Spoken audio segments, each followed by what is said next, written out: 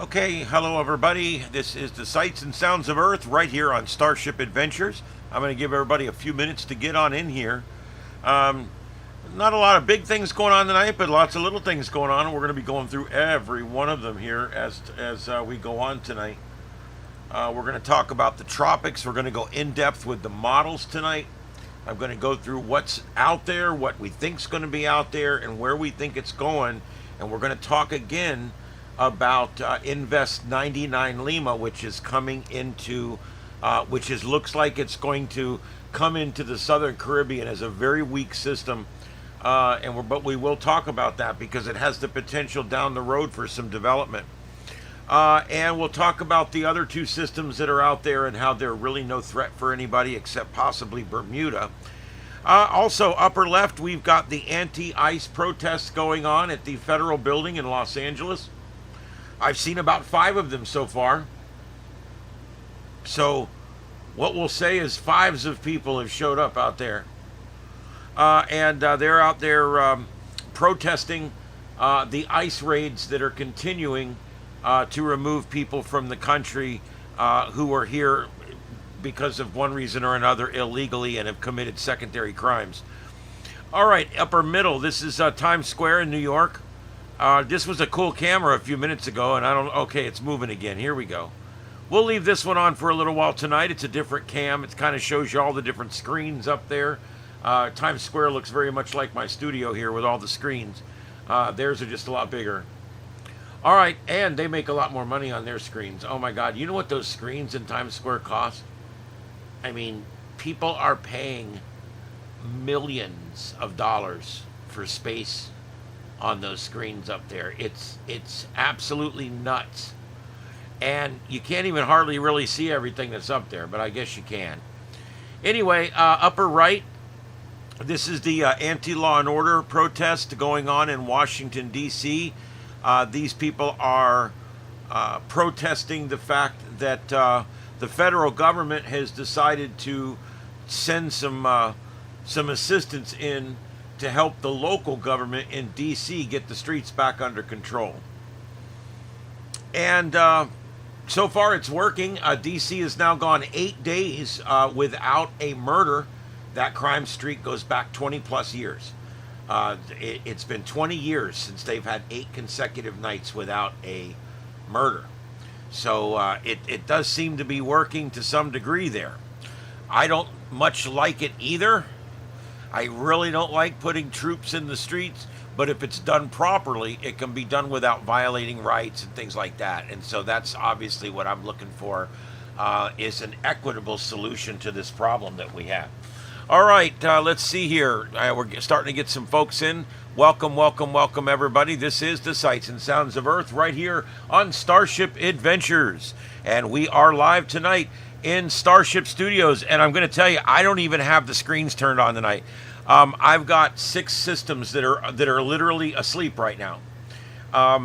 And when I'm not using them to broadcast, I put them to sleep, and I didn't bother waking them back up. So that's why it looks dark over there, and it looks kind of dark back over here. It's because I've turned the screens off, or I've turned the computers off. There's that one. Basically, when I'm in full operation here with 9 computers and 32 screens, it can be very taxing on a power bill. So right now I'm waiting on the next version of this software. Jake and I are going to get together tomorrow and work on the software some more. And so hopefully tomorrow I'll get a bunch more of these going. I do have the Linux machine back there going with the scanners from up and down the North Carolina coast. That whole thing's over with. I'm going to be shutting that off before I go to bed tonight. And this one over here is the 7.2. I've still got it going on. But anyway, this is the Starship Studios here live in Southwest Florida. And what we do here is we cover news in a unique way. And we do that in what we call Brady Bunch mode. If you don't know what Brady Bunch mode is, go back and look at 70s television. But anyway, remember in the Brady Bunch, they would all have the pictures with all their faces and they would look up and down at each other. That's kind of what this looks like to me. It's like Brady Bunch mode. I like this because if you're ADD like me, it'll help because it gives you 2 or 3 or 4 different things to look at and not just one thing. So that's why I really like the format. So I'm hoping you guys do too. All right, let me see why that's like that. There we go. There we go. All right, let me fix that. Okay. So there we go. And then, of course, on the big radar, we don't have a lot going on the radar. I'll be using that square here in a little while to talk about our storm, which is way out here now. What is that? Southeast of Halifax, Nova Scotia. So it is now closer to Canada than it is the United States. So there you go.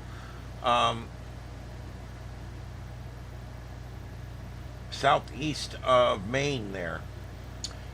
Almost due east of New York. And it is holding its own as a Category 1 storm, 90 miles an hour, moving east-northeast.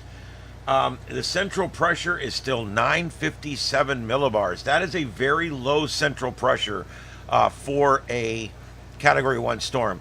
But this is what happens when you have a Category 4 or 5 storm that winds down as it's going extratropical. The energy's still in there, but the winds are starting to spread out. So Category 1 winds, but yet Category 3 or 4 pressures in there. Shouldn't hurt anybody. Just literally going right by the edge of Halifax there. You can see just a very small shower offshore right there. Not much.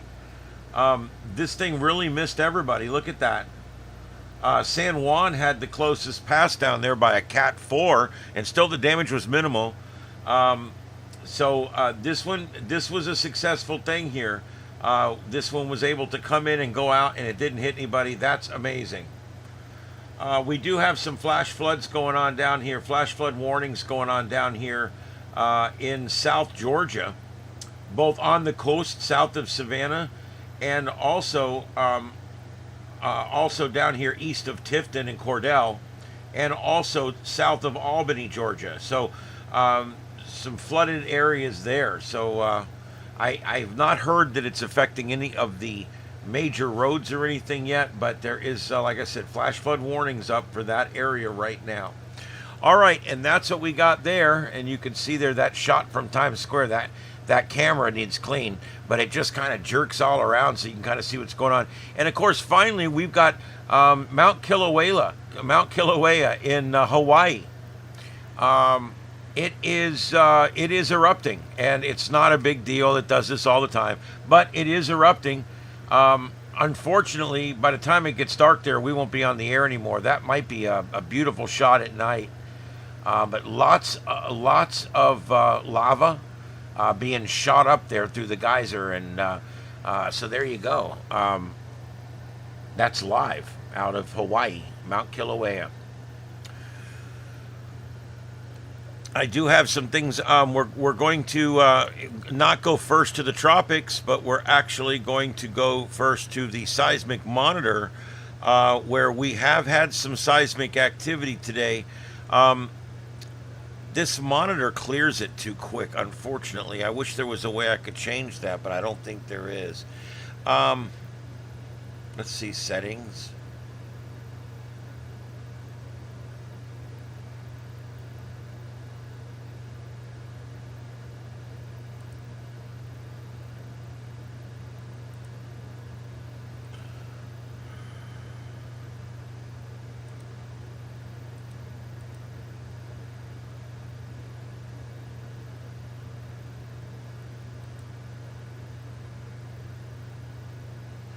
All right, let's try that. I had to change it because what's going on is it says today's earthquakes, but it only goes back like 6 hours. And then after that, they're all the same color, and it's hard to tell what happened today. I'd like the last 24 hours. Anyway, let me get this set up here. I'm going to be putting this right over here on the down here so you guys can still watch all the other screens. But let's take a look at the seismic monitor. Here we go. It is a lot of activity. Look where we're at, guys. Another burst of activity up here. This is the Russian Peninsula here. We've got a number of Earthquakes today, a 4.8. Looks like the biggest 4.9 right off the coast there. So those are pretty big. They won't produce big tsunamis or anything, but a 4.9 will damage if it's nearby. It will damage some structures. Let's see here. Where else do we got them? We've got a few small ones up here towards the mainland of Alaska. Pretty small ones, 3.5 there, southeastern Alaska. Let's see. We do have some bigger ones down here. This one here is going to be in India, in the border region. We've got a 5.3, and also in Taiwan, a 5.2. Those are fairly big quakes, and here's a 4.8 down in the Philippines. Is that Mindanao? Mindanao? I don't know. Anyway, there you go, and my pronunciations are free of charge.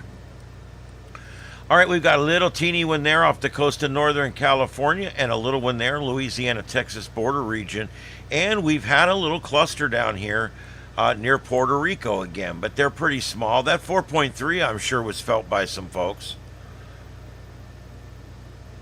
So a very busy day seismically, and you can see here's a big one, 4.9 in Argentina, 4.5 Argentina, near the coast of Peru. There you go, another one there.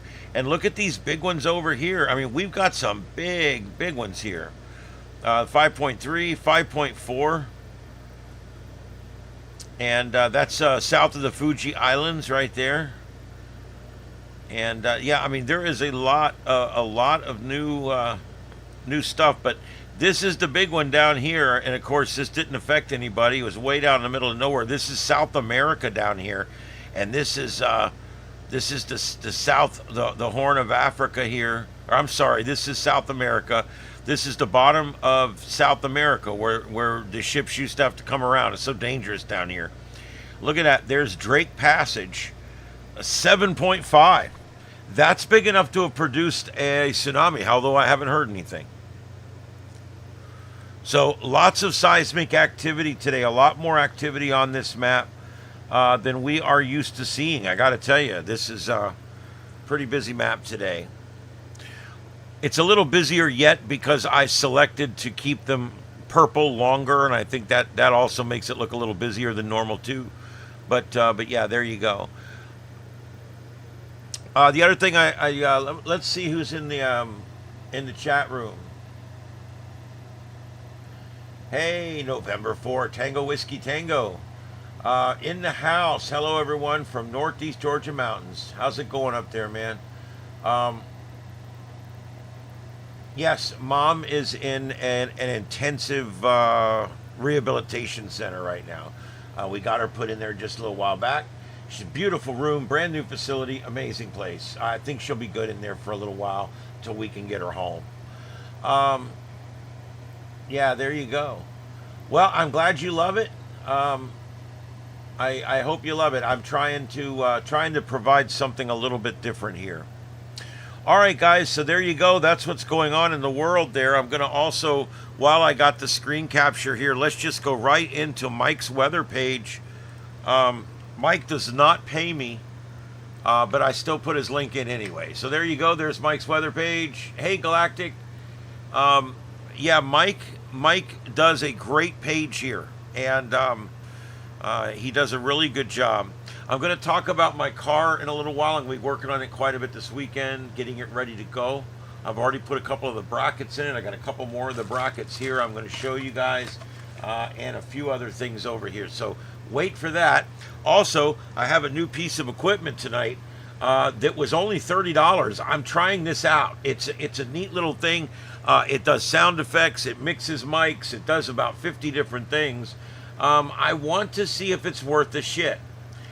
If it's worth the shit, then I'll pass on to you guys that I found an in-and-out sound card here with all kinds of options that's worth the shit.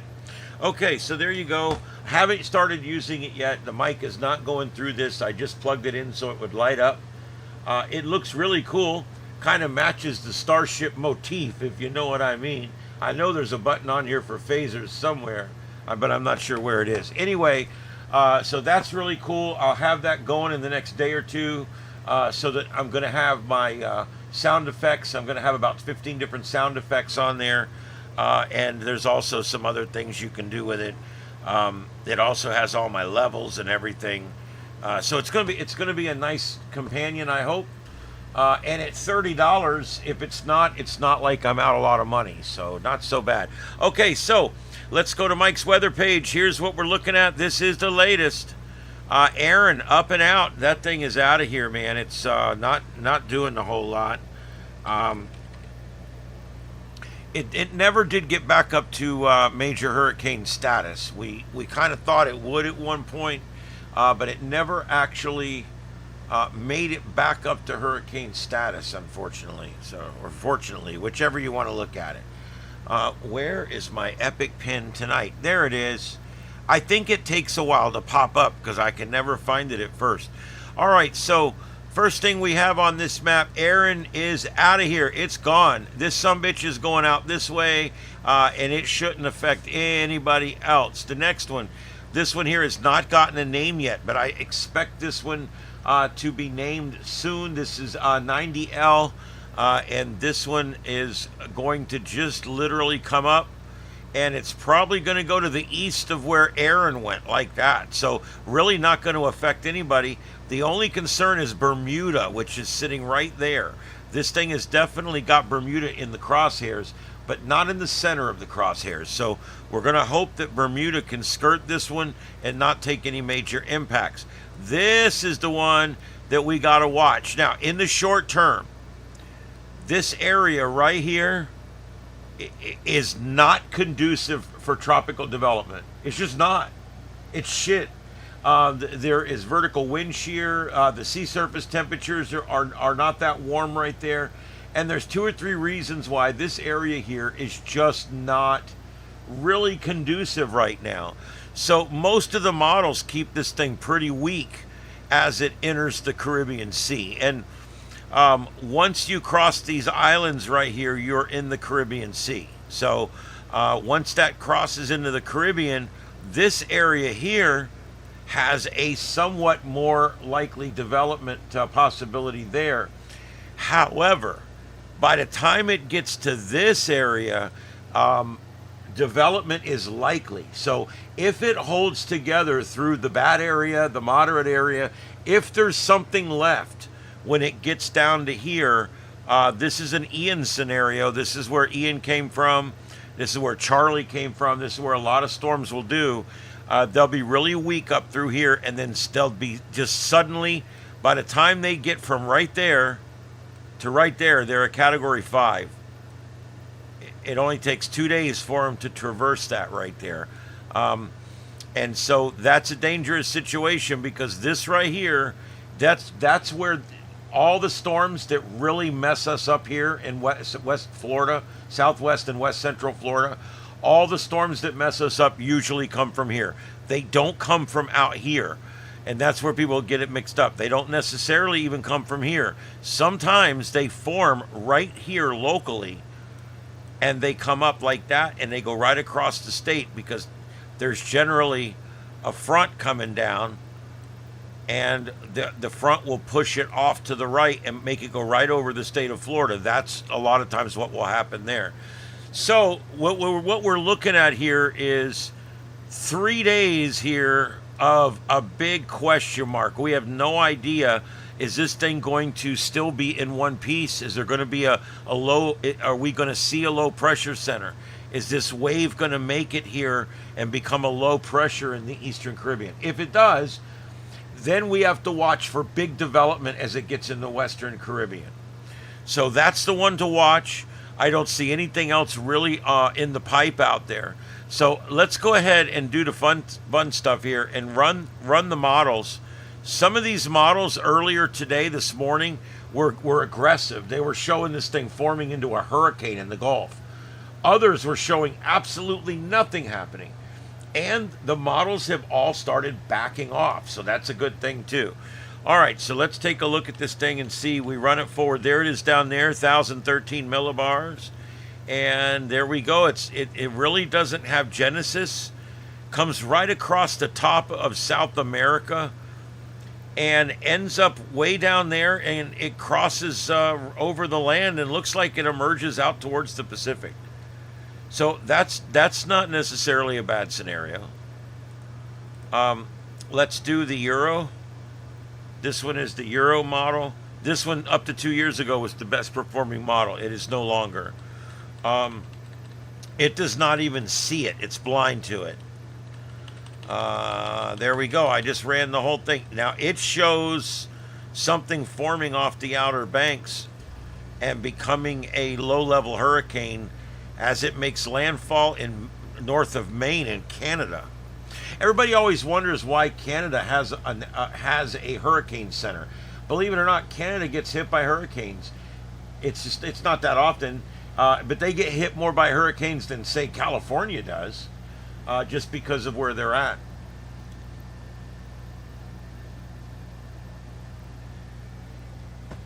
Okay, let's take a look at one more global model here. This is a CMC.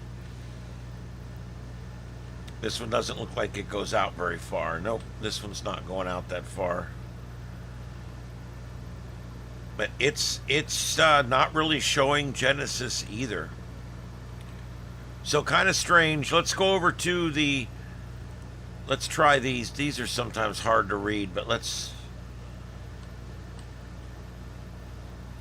Yeah. See, they're having a hard time forming it. They're trying to form it up down here, right near Jamaica.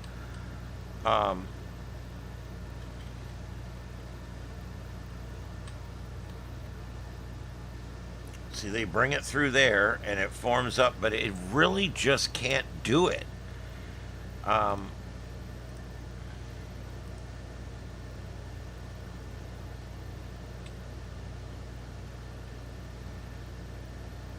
Yep, it's so anyway, at this point, for interest in the Gulf of Mexico, it really doesn't look so bad. It really doesn't look so bad. So that's basically what we have for that, and none of these are impressive. This is 90L. That's the one that's going to curve out to the sea. This one's 99L, the one we just talked about, and of course it's not that impressive either. And then this is that other one. This is the Hurricane Erin, as it's being blown apart now and going extratropical. Still has a fairly deep center, but it's going extratropical at this point. And that's it. That's your tropics. It is important to note. I want to show you guys something. This is what they call anomalies. This is sea surface temperature anomalies. Now you're thinking, what the hell is he talking? What is this idiot talking about? Anomalies and shit. What it basically is you can see over here. I wish I could zoom this in more. I'm trying. Let me see if I can. There we go. I want you guys to see, what I want you to see on this map is, this is the departure from normal on the sea surface temperature. So in other words, if this day of the year, it's normally 90 degrees, and right now it's 91 degrees instead, that's 1 degree warmer, and that's right there. You can, well, you can't see it on your map, but that would be 1 degree warmer, and it would be like a yellow color. And then the orange is like 2 degrees warmer. And then when you get into the dark orange, red colors, 3 and 4 and 5 degrees warmer than the average for this day, going back 20 or 30 years. Now, here's where this makes a difference. What is this blue? What is this blue mark right here? Why is there this big blue area here of colder than normal temperatures, when over here in the Gulf we actually have warmer than normal temperatures? What caused that? What caused that was the fact that we had a hurricane come through here. We had a Category 4 hurricane come right through here, and it's up here right now, and it's going out. That's exactly what it is. See where the blue marks are? What it does, those big hurricanes, they churn up the water in the Atlantic or in the Gulf or wherever. They churn up the water, and they bring up the colder water from below and they mix in the warmer water aloft, and what happens is it creates cold spots. So now if a hurricane comes up and gets into this cold spot, it's not going to do shit. It's going to cut the steam off in this thing. It may still form, but it's not going to be near as strong. That's pretty cool, because what that means is you can kind of wear out the ocean, basically. If you run a couple of storms over it, it will actually cool the water down to where it's not that dangerous of a situation anymore. And that's kind of a cool thing. Hey, Coco. Frinkles. Hey, Freckles. I'm not sure. I'm sorry. Starship Adventures. Good evening. How are you? Hey, Victor. How's it going, buddy? Yep, there you go. So that's what we've got, guys, and that's why that's like that. But here's the thing. If we get one coming up this way, it's all warm water all the way up into the Gulf. So the water temperatures are all running above normal in the Caribbean Sea, the Gulf of America, and in the Bay of Campeche. This whole area here is running hotter than normal because all the storms have been going up this way, and those are all the storms. So that's why it looks like that. I just thought that was interesting when I saw it today. I said, you know, I'm going to mention that tonight, that literally you can see where the storm went by the water temperatures, by the surface temperatures, which I think is kind of amazing.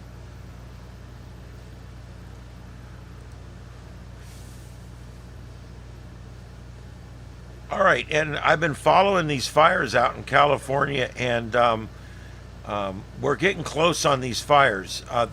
Most of these fires are under control at this point, or at least nearly under control. There is still a few mandatory evacuation orders with the Gifford fire, but not much. As a matter of fact, if you take a look here, you'll see, and yes, I'll hit the button.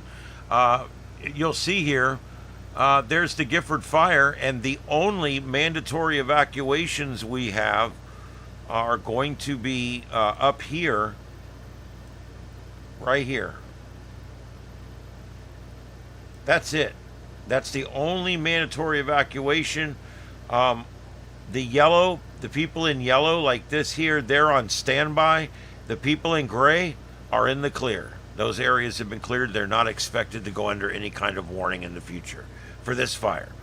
All right, so there you go. That one's under control, and that's a damn good thing, because this was one hell of a fire. And there's not really any other large fires right now in California. There's two up here, but I do believe they're getting these under control up here.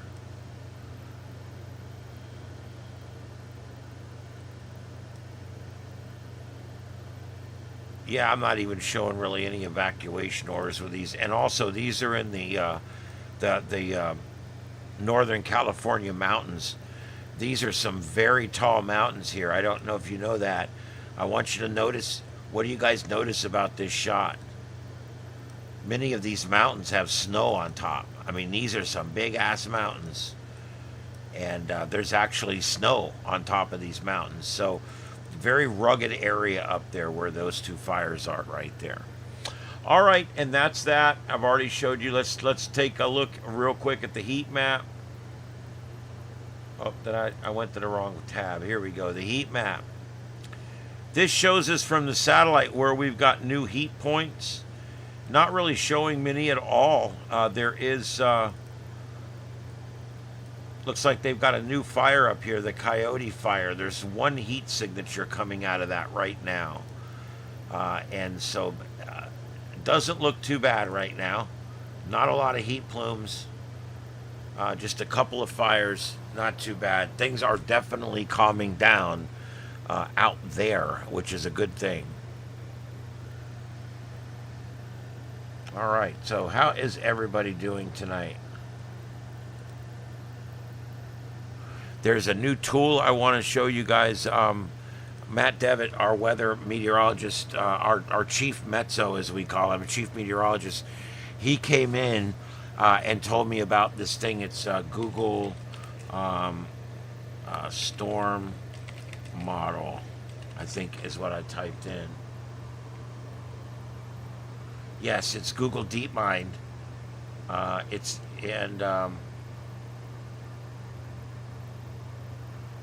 Google is, they're supposed to be like revolutionizing how we look at modeling and stuff.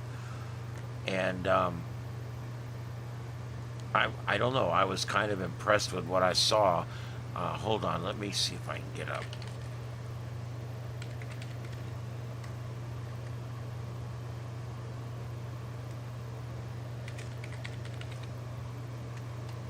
Shit.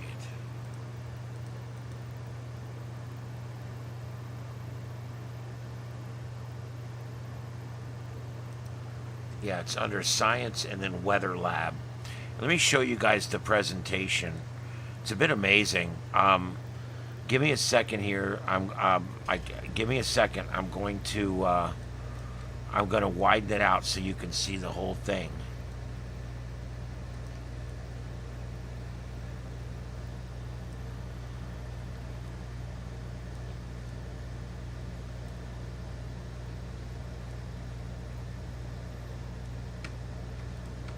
Hold on, damn this thing.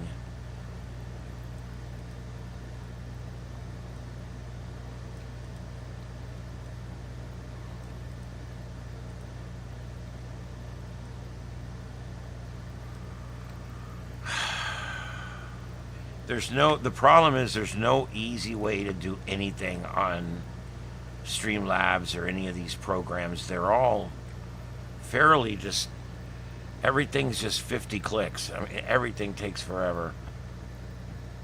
All right, here's what it looks like. This is it. Look at this. It shows you all the different models and the model runs. Here's the ones out in the Pacific. And you can turn on the tracks, you can turn on the cones, there's all these different things you can do. And then you can also turn on all the models as well. Look at this, it shows you the model runs. That's just nuts.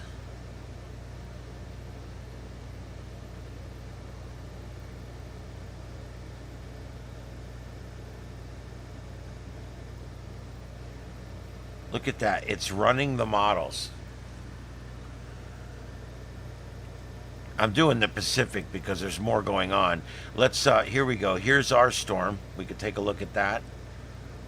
Here we go. It's going to run. This is the one we're watching right now. So here we go. It's going to start the run. Let me start it back at the beginning of the run. Here we go. And go. There they go. They're off to the races.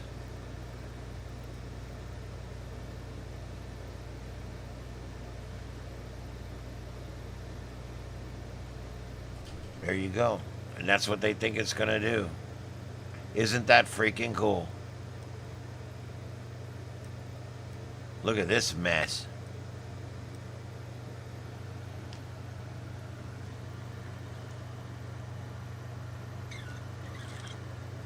Hey, Red.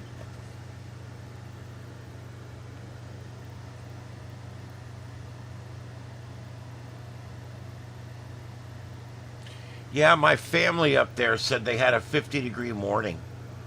And that's the influence of this storm that's moving out. It brought in a little bit of cool air.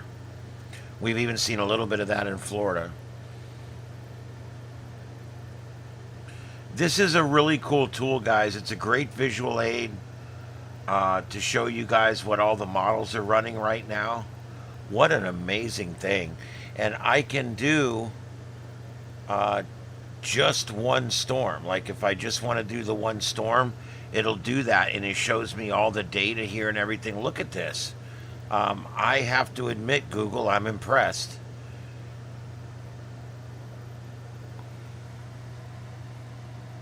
So you're probably wondering, how do I get that on my computer? Well, there you go. I always give the links.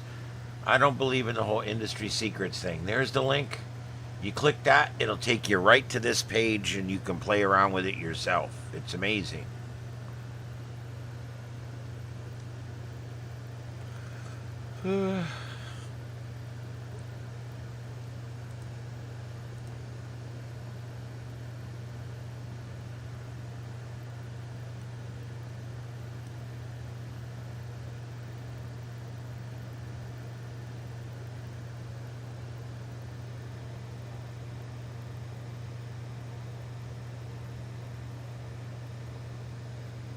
That's pretty cool, guys.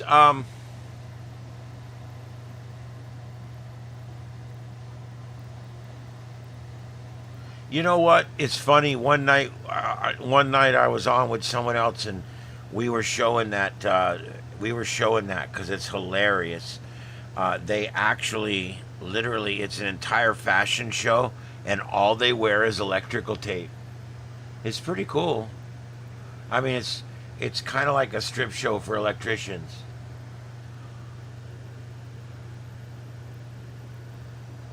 and stuff. All right, so there we go. That's what it is, and so that's a new tool that we have in our quiver here,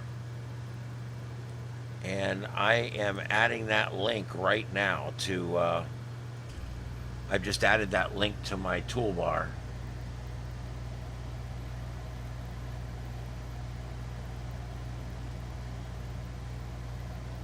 Yeah, we could just wear electrical tape. I don't know where you're going to put your junk. You know, tape your junk all up. Walk around with a taped up bag of stuff. I don't know. I don't know how that's going to work for guys. For girls, it works. Girls are a lot of nice flat surfaces. Uh, Guys have, tools and stuff. Anyway, so there you go. All right, I'm trying to see what else I got over here.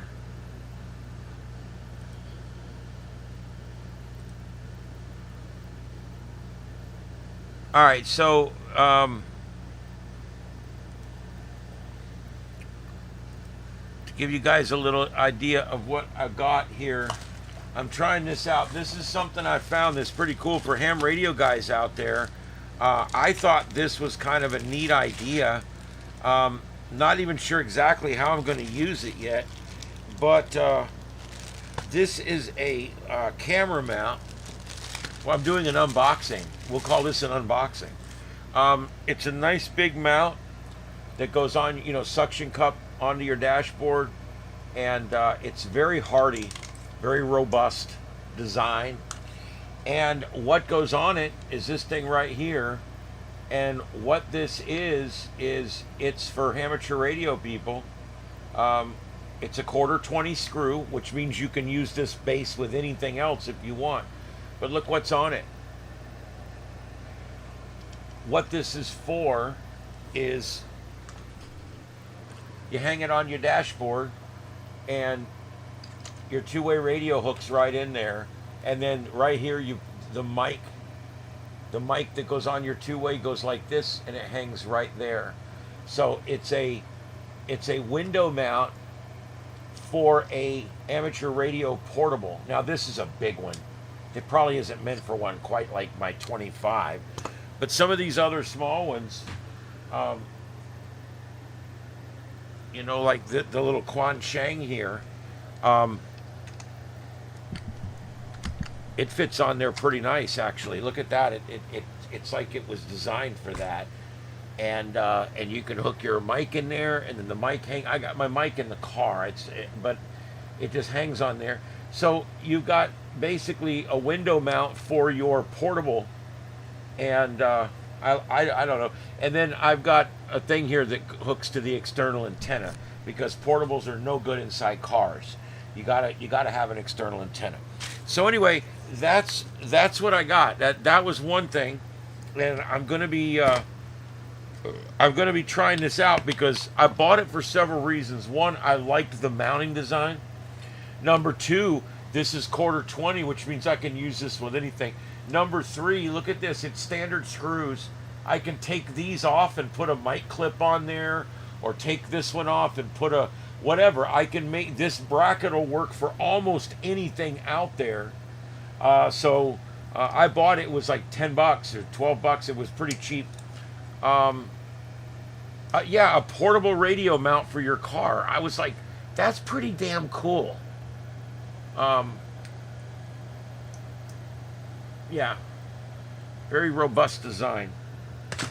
So I got that. I also got one that permanent mounts that's going to hold my tablet, and I got another one that's already on the dash out there that is up top, and that one works pretty good like that. And then I showed you guys this. It's a it's for podcasters and people like me that do these shows, and I can select sources. I can have up to 4 sources going in, and I can select those. It has all the different readouts for, you know, the UV, VU, UV, whatever. You know what I'm talking about. And it has all that kind of good stuff.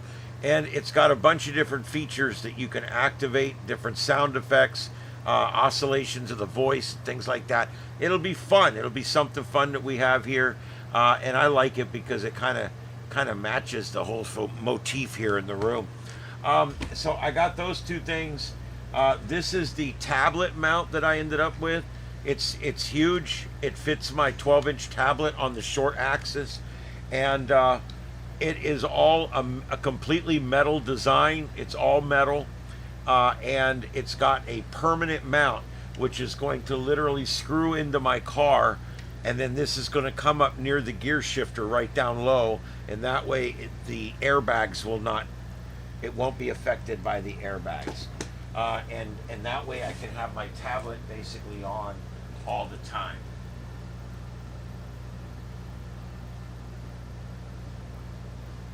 What else was there? I could have swore there was something else. Starting to lose track of what I'm doing at this point.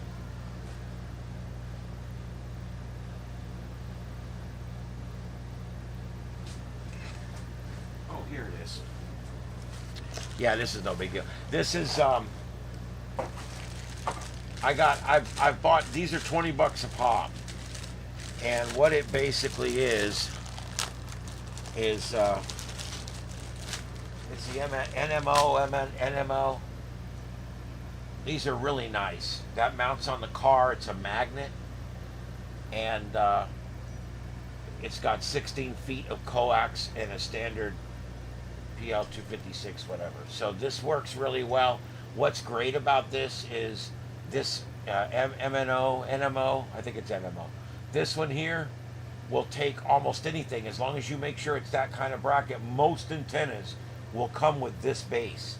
And most of them will come with this base, or they'll come with different bases and you choose this base. But either way, this base works with almost all of them. I've already got one of these on the back of the car. I bought another identical one that's going to go on the other side. And for right now, this one is going to do my UHF. And the other one, I put a little more of a whip antenna on. It's going to do my 2 meter. So there's my little 440 antenna. I may replace this with just a whip or something at some point. But that's what's neat about this. I can actually take along a set of antennas. And if I'm going to go way away, I can unscrew these little ones and screw on big collinears and stuff like that. So that's what's really cool about these. I prefer this. I prefer the magnet mount ones. They seem to work really good. Anyway, I kind of like that. All right, so that's what I got. The work on the car, I'm hopefully gonna start on it tomorrow or Sunday. It's gonna take a few weeks to get it all done. I got all new wiring. I got fuse panels, switch panels. I know I've showed you guys all this stuff, but I'm putting in, professional switches that have gauges and everything. This is going in there. I got the professional lighting to go in the front. These are warning lights. They're also scene lights. They're also fog lights. They're also driving lights. how could you go freaking wrong with that, right? So it's going to be really cool. Lots of really neat stuff, and all new light bulbs. I look at this. That's all the LED light bulbs I need to do my car. That's every light bulb it has in it, pretty much. And I've been collecting them. Look at this one. Look at that. That's an 1157 right there. That's brake tail turn. And I got yellow ones and red ones. These are the red ones for the back. And then I got all the little small ones for the marker lights. Look at that. Pretty cool, huh? So I'm all set to go with that, and I'm going to be replacing all the lights out in the whole car. Yep, do it right the first time. Yep, MNO is sometimes called a moto mount. There you go. Yeah, we used to use this mount in all the fire trucks, and we used to put a 5/8 with a coil on it, and we would beat them through the woods for years on those mounts. The roof would even get bent up all around the mount, and it would still work. I can remember siliconing around the antennas so they wouldn't leak because they've been beat up so bad. But those old Motorola 5/8 coil antennas, man, they were brick shit houses. And the MNO is a great, it's a great mount. I just think for surface mounting, it's about the best mount. You can buy the mount without the antenna and just drill a hole in your car. And I know people think, I'm not drilling a hole in my car. Well, my car, it's got 150,000 miles on it. It's a 2011. I will be the last owner of my car. I'm going to drill as many goddamn holes in it as I want. I'm no longer sit around worrying about resale value. I only paid $5,000 for it cash. So at this point, I'm not going to get anything for it when I sell it. I don't care. Most vehicles, when I get done with them, I drive them down to the crusher and I take the battery out and I walk away. That's the normal procedure.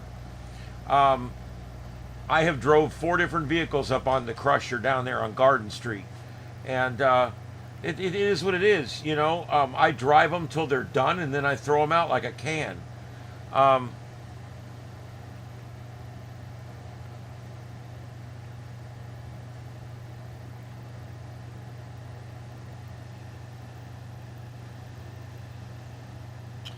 Yeah, the whole anarchy thing, as much as I hate the government, there is no other system that works. There is no other system that works. I mean, the reason the political system and the government system and the law enforcement system and the criminal justice system, the reason it's all messed up and it is what it is because it's a necessary evil, unfortunately. I don't like it any more than you guys do. In fact, I think it's a little bit running amok. But I also know that you cannot base a society on anarchy. You cannot base a society on, look, everybody just takes care of themselves. We don't need cops. We don't need this. We don't need... Well, the truth is we do. As much as I hate cops that misbehave and I hate cops that violate our rights, I was a cop and I do understand where we're at in society. I'm retired from the fire service. I was an auxiliary cop, certified, work in the streets for many years. And I will tell you, we need our policemen. We need them policed better. They need to be policed better, and we need to fire them when they F up. We need to fire them and quit protecting them. And all these public service unions that are protecting bad cops. All that needs to be fixed, but let's put all that aside for right now, okay? Because all that can be fixed. What we can't fix is a society that goes to complete anarchy. It just doesn't work. It's nice to sit around and talk about it, but scientifically it doesn't work. It just doesn't work. It's the fiber of the society itself is law and order. I hate to say it, but it's true. I mean, without some kind of law and order, you have nothing. And it's mob rule, and next thing you know, only the strong will survive. And I mean, it's bad. And it's also primal.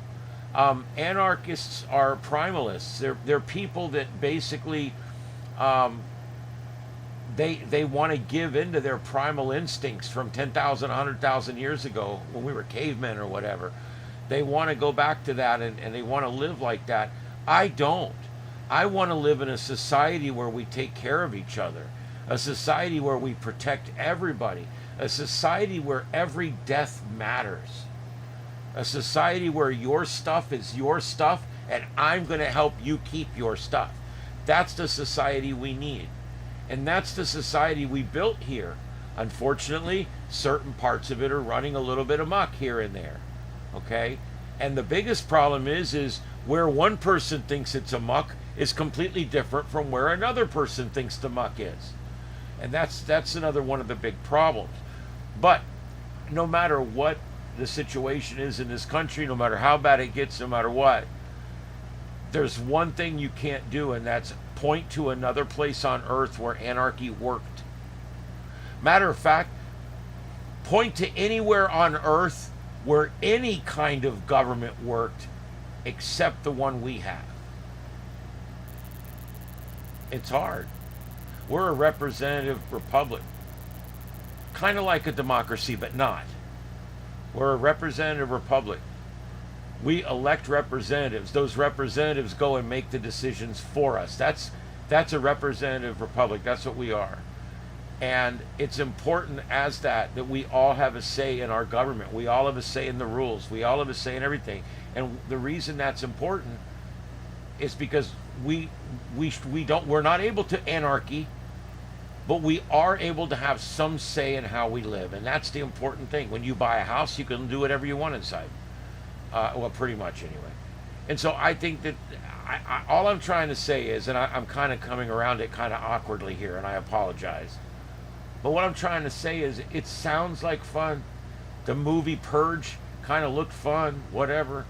But the bottom line is, it's the law and order that makes it work, that makes it special. And it keeps all of us from being victims of everybody else. And so as long as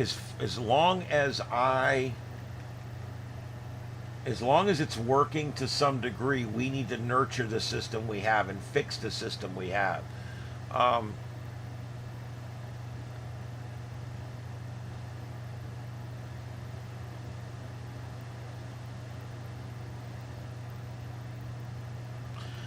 No, I haven't heard about the British flag, but I will tell you, we covered this on our show this week, on my commercial show. They, in the UK specifically, they are tracking down and arresting people for comments. As a matter of fact, over there, you could literally be arrested for things that I've seen you guys put in this chat room before. It's amazing. But like, if you put in there that your next door neighbor is a scumbag and they're an idiot and they don't know how to put their garbage out right because they're a douchebag. In the United States, that's your right to do that. But in the UK, that is now illegal. You are not allowed to disparage people. You are not allowed to insult, not assault. In the United States, you can insult right up to the point of assault. In the UK, you can't even insult anymore. It's ridiculous. So, yeah, I know that's crazy. It reminds me of the FEMA workers that would not provide FEMA care to anyone who had a house that had a flagpole or a flag in the front because they thought they would be of one political affiliation or the other. Stuff like that's disgusting to me. And the UK trying to police speech, that's disgusting too. Of course, they're also doing a common sense knife control over there. You have to have a permit to have a knife and carry it down the street in your pocket. You have to have a reason and a permit to carry a knife. And you're supposed to leave your knives at work and you leave your knives at home, and you're not allowed to bring your knives outside your house. So, I haven't heard about the flag one yet, but I'm going to look that up and see if I can find it, and I'll bring it out here when I can. But I do know fact certain They are actually arresting and jailing people for insulting people online. Um,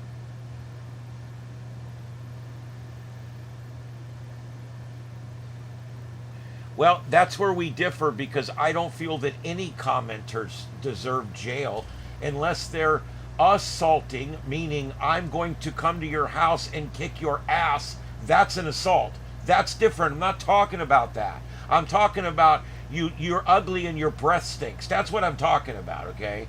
I'm talking about insults, not assaults. There's a difference.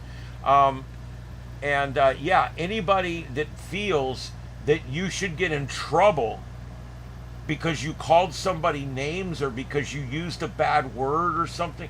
Now it's different if you're somebody that's got 100,000 subscribers and you go on and say this guy fondles kids. That's a problem. That's defamation of character. That's already a civil problem. It's already against the law. We don't need laws for that. Okay? If I tell you I'm going to come kick your ass, there's already laws that cover that. What I'm talking about is in the UK is you're not even allowed to say insulting things to people anymore.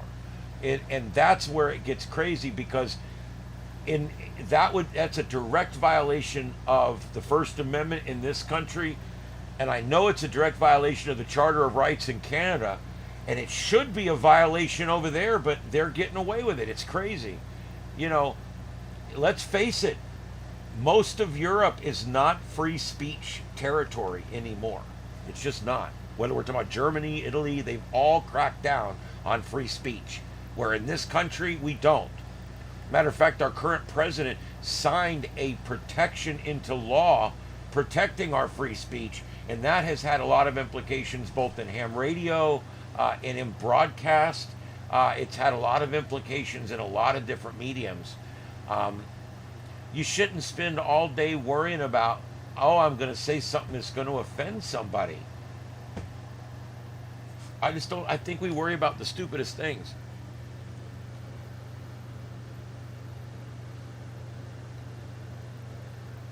There is. There is. There's assault, there's insult, and then there's terroristic threat. Those are three different things. And the law covers two of those, and the third one should not be illegal. It's covered under free speech. That's all I'm saying. Let's see here. Um,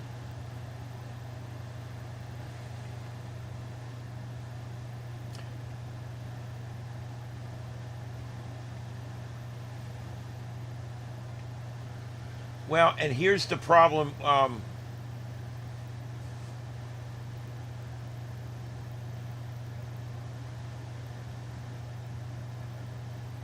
Wow. Yeah, you said most of the commenters deserve jail. I don't think any commenter deserves jail unless they're making threats of violence or terroristic threats or something like that. But I read some of these comments. They're actually busting down people's doors and arresting them. And there was no threats made. It was just derogatory comments. You suck, you're an asshole, that kind of stuff. I mean, you're allowed to say that stuff. You're allowed to say that to anyone. You can say it to me. You're allowed, and I'll fight for your right to be able to say it. That's a true constitutionalist like me. If you're a true constitutionalist, you'll fight for your enemy's free speech. And that's the difference. You'll fight for the opposing party's free speech. That's what makes you a constitutionalist. Not fighting for your own free speech, fighting for somebody else's.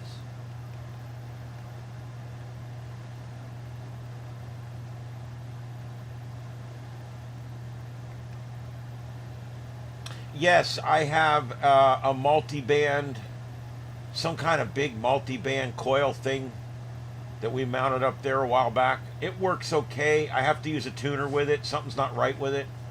But that's for HF. I think that's 40 through 10 or 40 through 6. And then I've also got another one up there that's a pretty nice UHF VHF, and it does really well. I get a lot of PODA 2-meter call, believe it or not, up there. So yeah, I do have those up there. Here I got a bunch of antennas. I got a 40-foot tower with a Comet GP1 and a Comet GP9 and a 5-element sideband 2-meter Yagi. And I also have my 20-meter wire coming off of that. And then I have a smaller tower that's at 25 feet. That's got a Ringo Ranger on it for VHF, UHF. And then I got my 25-foot oil derrick out here. It looks like an oil derrick, and it's light aluminum, and it's hooked to the side of the structure. And when I let it down, I've got a hex beam that I can put on there. It's a 20 through 10 hex beam. It's got all 5 wires on it. I also have a 5-element 6-meter beam. That's what's up there now. And I can put anything else up there because I can tilt it down and put something on it and tilt it back up. It just takes 2 of us to do it. So anyway, that's what I got here at the house. And then, of course, like I said, at the cabin, I have one of each antenna, and that's it. And I've got the wires for those are just looped. I don't have them run permanently yet. I will, though, once I move up there, it'll be on the list. You know, every day I'll do something, and I'm going to put in a weather box that all the wires can run through with drip loops and everything.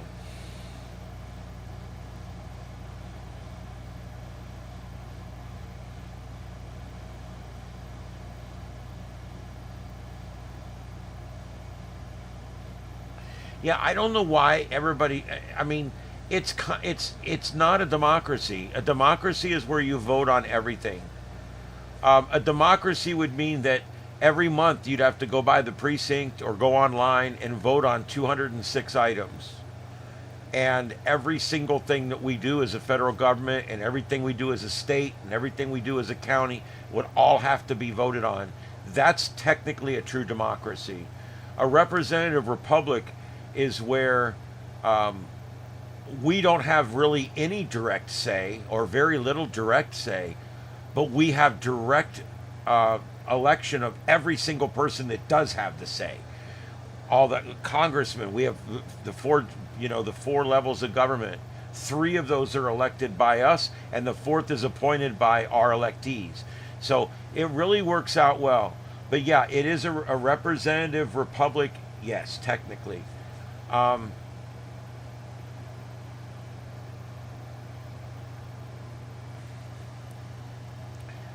Yeah, you're absolutely right, Heath. That's exactly what it is.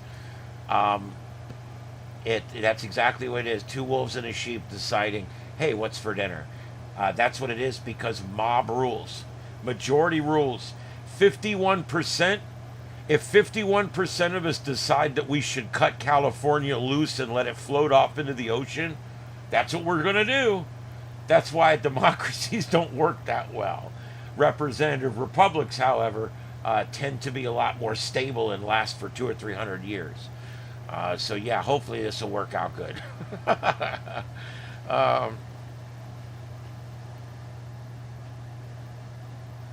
Well, it is being run by special interests and lobbyists. Yeah, I hate the fact that the word capitalist has gotten such a bad name, because technically our way of life here is capitalist.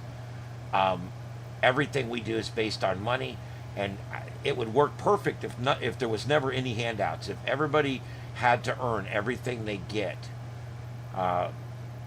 provided they're able. That's the best. That's the best in society that you can get, and that's what I do believe we need is. I think we need a society where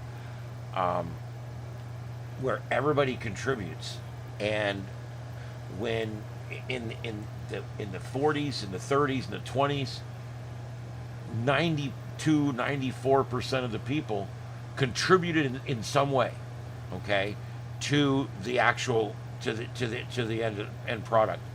Even the women, they were raising 10 kids at home. They were working their ass off. They were working in the fields with their husbands.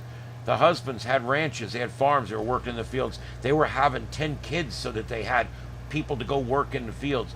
It's totally different now. Everything is completely changed now. It's a completely whole different idea of how, how the whole thing runs. And instead of 95% of the people contributing to the greater good of the community, it's more like 55%. When you look at the number of people in your town that work, that actually work, it's 50 or 55%. Because the kids don't work anymore. Years ago, kids would start working on the farm when they were 5. They'd go to school, they'd come home at 2 in the afternoon, they'd work on the farm until it got dark, and then they would go eat. They don't do that no more.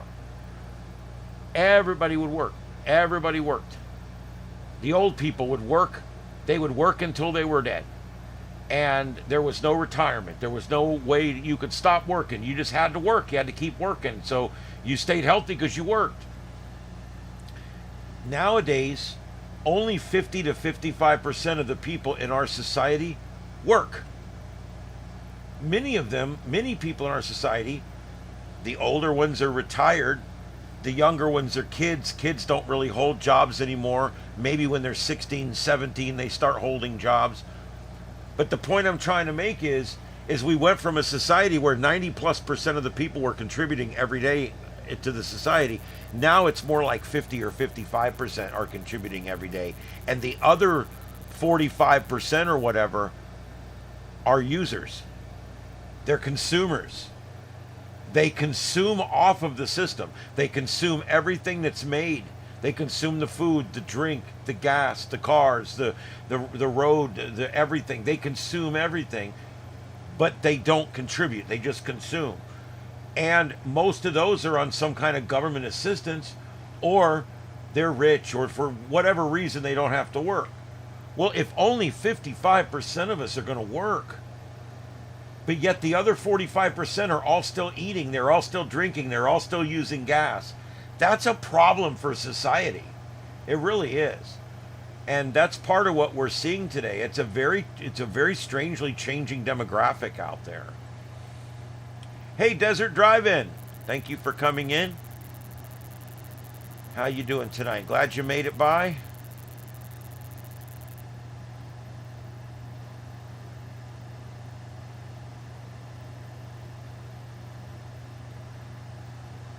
Yeah, I just,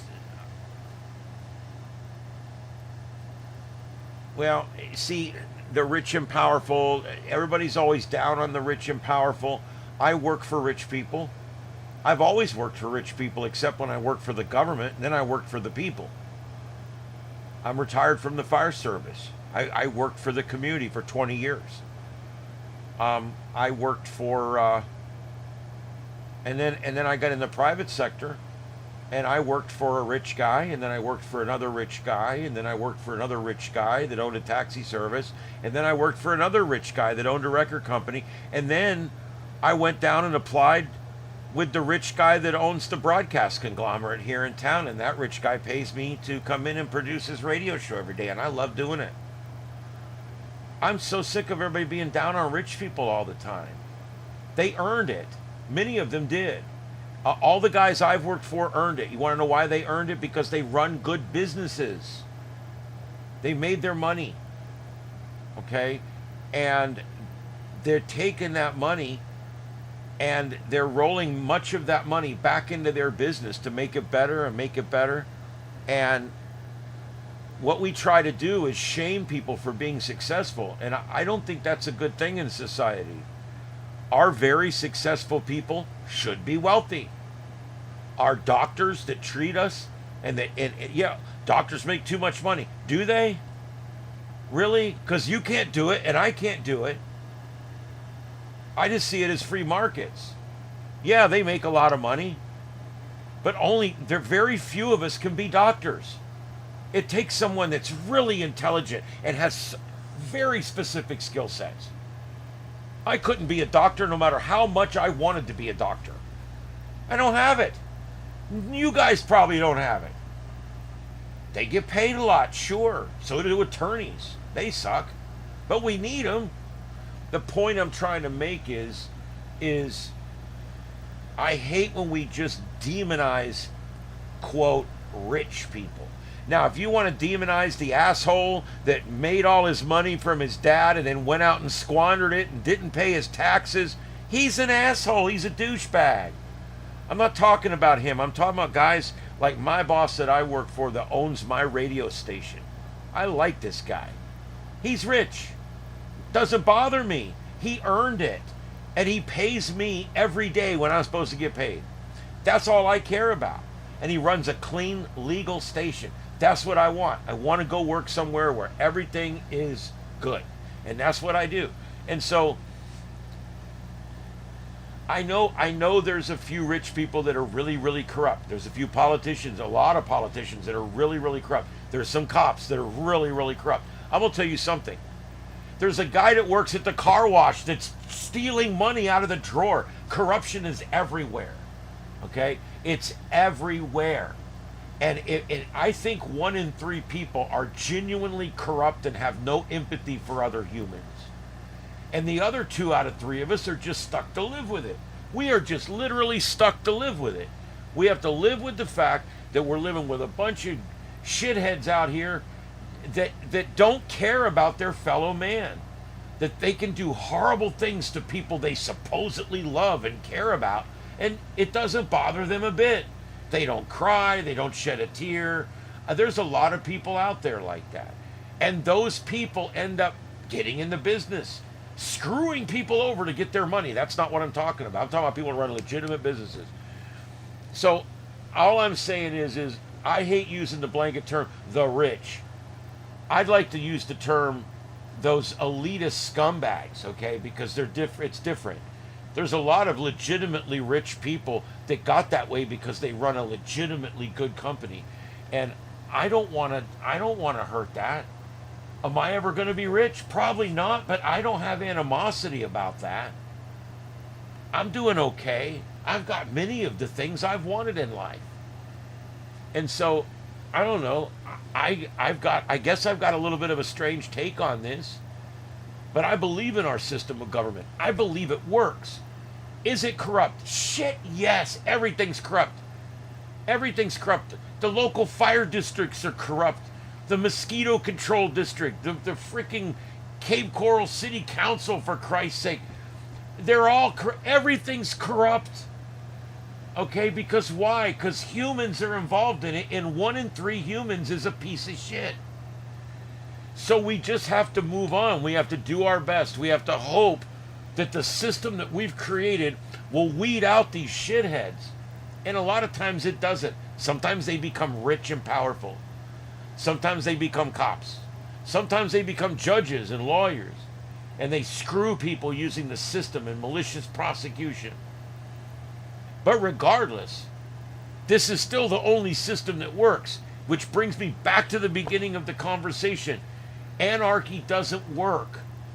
Just like socialism doesn't work, fascism doesn't work, communism doesn't work. When I see these young kids protesting, we want to be communists, I'm like, are you stupid? Do they teach history in that college? Do they teach the real history in that college? Socialism has failed every single time it has been tried. The inevitability of socialism is communism, and communism always fails. Fascism always fails. That's why everybody's always calling everybody, you're a fascist, you're a socialist.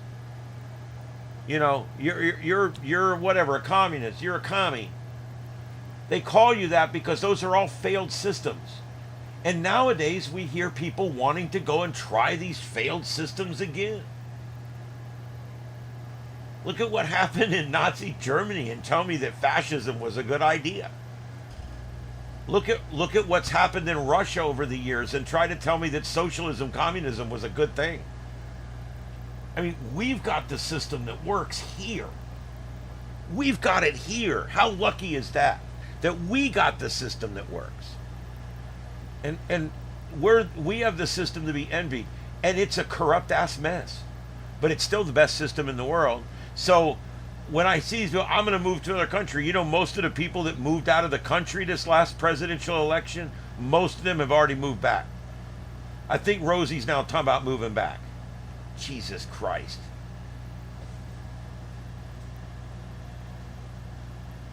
I completely agree, Dom. Being rich is not a sin. It's what you do with the money. If you do a lot of philanthropy and you help a lot of people and you run a clean business where people can make a good living for their family, you are a good person. And you're a rich person and you're good.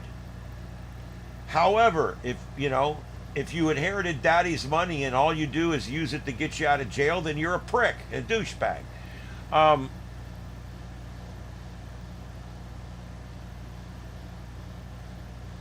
Red, that's the text of the night right there. You are absolutely correct. People that believe the system is hopelessly corrupt want to go to socialism or communism, which basically means you're going to take everything and put it in under the control of the same system that you think is corrupt. It doesn't make any sense. It just doesn't make any sense.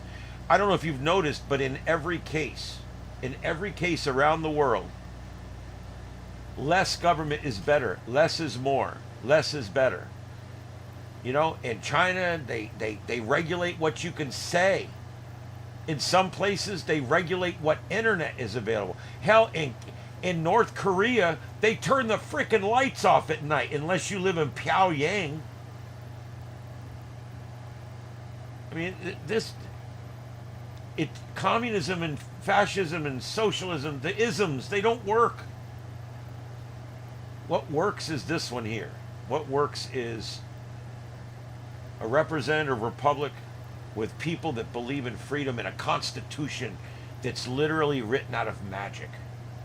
That constitution is the best document that's ever been written. It's timeless. It's amazing. Al Gore built the entire internet. And we put the entire internet in. And guess what? The Constitution still works. Now we've got AI. And we're building sentient life forms now out of computers. And the Constitution still works.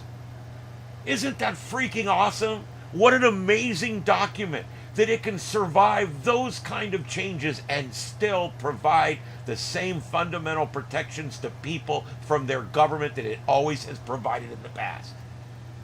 I think the Constitution is amazing. It's my favorite thing in the whole world. I've seen it several times up in D.C.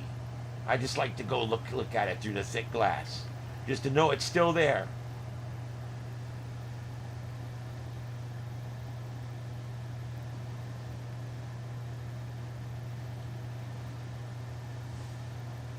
Yeah, I don't agree, Ripon. I don't necessarily agree with you, and we can disagree. I don't. I don't. We can disagree on things all night. I don't care because I still love you guys. But I don't necessarily agree with you on that one. I do believe that. No, we're a representative republic, and we are still a representative republic at this point. I do believe that. The socialist tendencies. Yeah, kind of abated now, I think. We were leaning that way for a while, but now we've lurched strongly back in the other direction. No, I agree. Communism and socialism are birds of the same feather. It's just basically the inevitable end of socialism is complete communism, and once you get to that, you're done.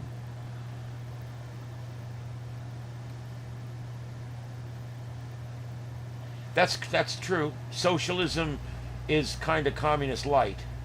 Yeah, you can have a socialist society that still functions and is not completely communist. Communist basically means that the government completely controls all means of production, where socialism means that there's a lot of exerted control over that means of production, but it's not a complete control over the means of production. And there's other parts to that definition too. I'm not looking at it on the paper, so I know I'm not saying it exactly right, but yeah, I'll tell you that the proper thing for us to do is to stay the course.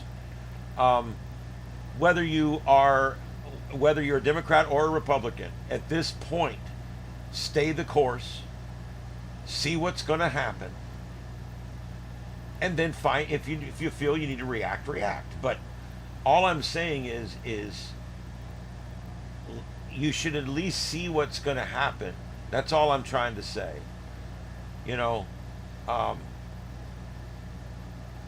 the ICE protests, I understand. People's friends are being deported. I understand that. I get it. The optics. I understand. I understand the people they feel about that. I understand why these small little protests go on every single day out there. I get that. But like the DC one, DC is riddled with crime. Absolutely riddled with crime. The cops had stopped arresting people. That's why technically the crime figures have gone down. They've now discovered that that was all bullshit. The crime figures in DC right now are higher than they've ever been up until 2 weeks ago. Now suddenly 8 days, no murders. They broke a record that hasn't been broken 20 years. All I'm saying is just give it a chance. Give it a chance. Let's see what happens. If at the end it's a complete disaster, use it against Trump. Use it against him. Or if it's a success, be happy that you can walk to the store at 10 o'clock at night and not get mugged. Either way, it's a win, right? That's what I tell people. Just see what happens and take the win either way. If it goes disastrous, take your shot at Trump. You son of a bitch. If it turns out to be good, don't say a word. Enjoy the fact that you're not getting rolled every time you go to the store anymore. That's how I see it. There's not a lot of, it is what it is. All I'm saying is, like with the tariffs, I don't like tariffs. I don't like them. They're dangerous. They're scary. However, at this point, it is what it is, right? We can't stop it. Protests aren't going to stop it. Let him finish. It's going to happen anyway. So instead of going out and making a complete ass and all this stuff, wait, see what happens. Then, if it goes bad and the economy goes to shit and you're on the left, you get the next 2 elections. You get the House back, you get the Senate, you get to investigate everything. It's going to be a lot of fun. However, if he's successful, it helps the country. It helps the future of the country. So either way can be a win for everybody here. Let it go. If it's disastrous, use it to your advantage. If it's successful, relish in the fact that our country's doing great. I don't understand why people can't sit back and just see what's going to happen and react to the facts. If it's shit, it's shit. And react to it. Go have a protest. It's shit. Or if it's good, just say it's good and move on. It worked. Let's go to the next thing. That's all I'm saying, guys. All right? I honestly believe, we're definitely not. We would never leave troops on the ground. First of all, we only have troops on the ground right now in 1 or 2 cities at the most. There may be 5 or 10 more added. We've got some cities like Chicago and Baltimore, what's it, Pennsylvania, whatever that one is, Philadelphia, and LA, and places where crime is running rampant and the police can't keep up with it. Detroit is bad. Chicago is bad. And if we can deploy 100 troops, 1,000 troops to help the cops, I don't think people realize what these troops are doing. I hear people saying, we've got these troops that have never been cops before out beating people up with nightsticks. First of all, they weren't even issued nightsticks. All right? They weren't even armed. They're now going to be armed with a sidearm, and that's it. Do you know what they're doing? Traffic, prisoner transport, paperwork, They're riding as second man in a car. They're not doing. Here's what they're not doing. Primary response, where they're the only one there or only Army people are there. A cop is always in charge. A cop is always on scene. They work alongside the police to assist them, okay? That's why every time they send the guard in, you don't see them usually, not always, but you don't normally see them with their long guns. And we generally never have an incident where they had to use force on anybody because they're purposely not put in that position. And that's what's really important here, is that these troops are there to bring the police department, the sheriff's departments that cover that area up a notch or two by supplementing their manpower. If you got a van that brings prisoners back and forth, you throw an Army guy in the passenger seat. Now it's more efficient. Now you've got two people on there. He's got backup. They can load and unload the prisoners quicker. It's stupid little things like that, okay? They're directing traffic at this intersection. We have to direct traffic. Wouldn't it be better if we could just direct traffic and not have to worry about all the other bullshit that has to go on? And that's, again, that's what this is it is allowing for them to be able to do other things and let the officers go out and do hard police work. Let the detectives go out and solve these murders. They were having a murder a night, 2 murders a night, just in D.C. Of course, they're having none now. It's completely abated.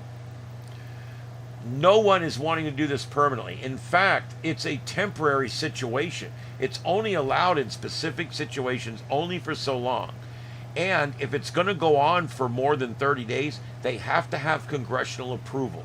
So it's not something that can be done with an executive order past 30 days.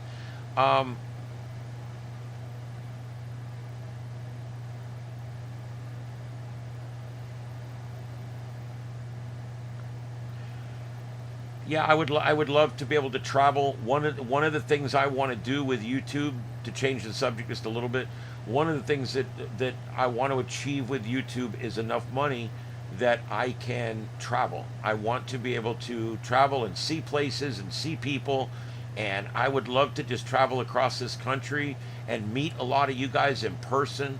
Maybe show up at your place and we'll shoot a video. I'm already looking at the van that I'm gonna build. Eventually, I'm going to get like a plumbing size van and build out it'll have a bed in the back and a complete little TV studio back there where I can sit and do a show just like I am right now. And it'll be a full editing bay and the whole bit. And I want to travel. And I'm starting with the car here. I'm going to start doing everything. If I'm going somewhere, I'm just going to put it on. I'm just going to put it on and talk. I'll show you guys the town. There's just no reason not to be. I want to get this to the point that I can just leave out of my cabin up there in my van and just head up towards the Northeast and spend a month and then eventually work my way back. I won't show up without calling first, I promise. But yeah, that's my goal. That's part of the reason I chose YouTube as what I wanted to do with the rest of my life, because YouTube gives you a unique opportunity to make money no matter what you're doing. If you want to go on the road, you can make money doing that, and that's what I want to do. I'm not looking to get rich. I just want my expenses covered so I can travel. That's all I really want.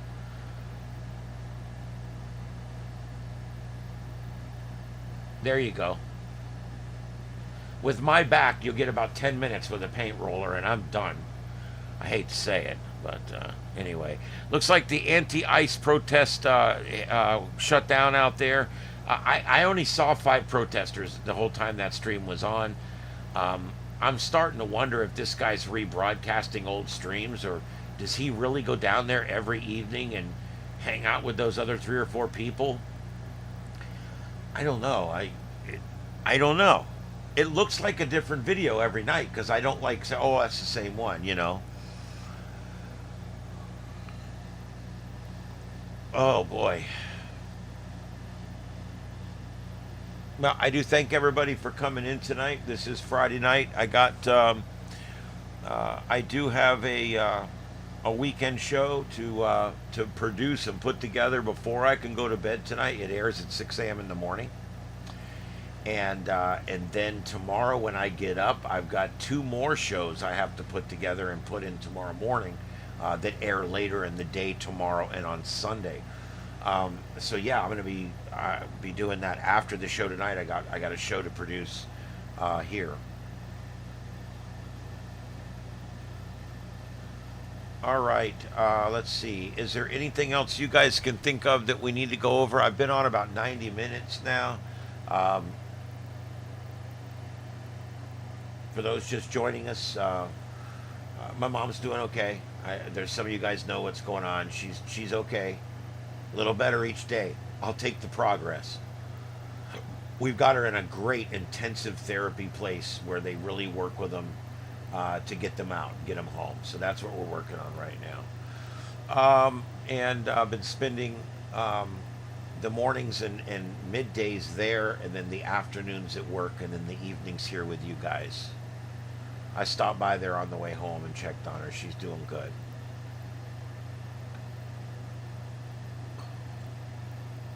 Oh, I don't know which cat I got tonight.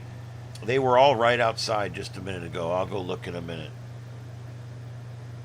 I got to learn how to use this thing. I mean, this thing's pretty damn cool, isn't it? All blinking and doing different things. I want to figure out how it works. I will go on probably Sunday and watch a couple of videos on YouTube and figure out how it works. I am very happy with the design and the look of it and the lights and everything. How could they make something like this for $30?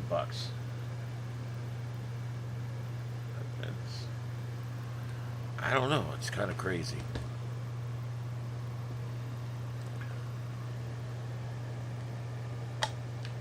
It's even got a battery. Look at that.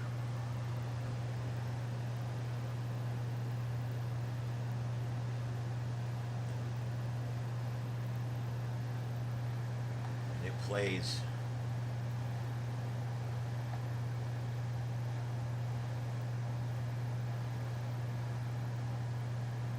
It's pretty cool, huh? I I can't wait to play with it and see what it does.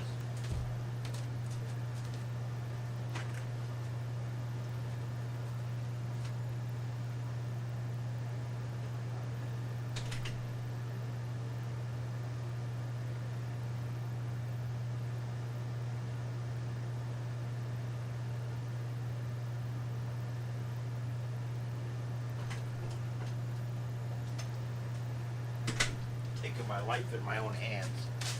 Okay, okay. This is a cat you haven't seen yet. Ladies and gentlemen, the ravishing Miss Shadow Lynn. That's my little intro for her. She is a big bitch. She's huge. She's about a 18-pound female black cat. She wandered up here feral, and she was one of the neighborhood cats. You know, we kind of know where she came from, and she just kept growing. I don't know if she's got a damn thyroid problem or what. I call her my panther because that's what she's about the size of a damn Florida panther. But she also, if she gets pissed, she'll bite you. She's got quite the attitude problem, don't you? Yeah. I don't know how a cat can have a New York state of mind. Oh, yeah, this is Miss Shadow Lynn. Yes. She's a lover. I mean, she's turned, my feral cats, you see how they treat me. They love me. And it's because I teach cats how to love. You have to teach a cat how to love. It doesn't come natural. Now, if you got the cat since it was bottle fed, it understands. You're its mom. It loves you. You're it. But when you get one like her that was feral when she wandered up, you have to teach them this. You have to get to this point with a cat where it'll love all over you like this. It just doesn't happen. Miss Shadowlyn.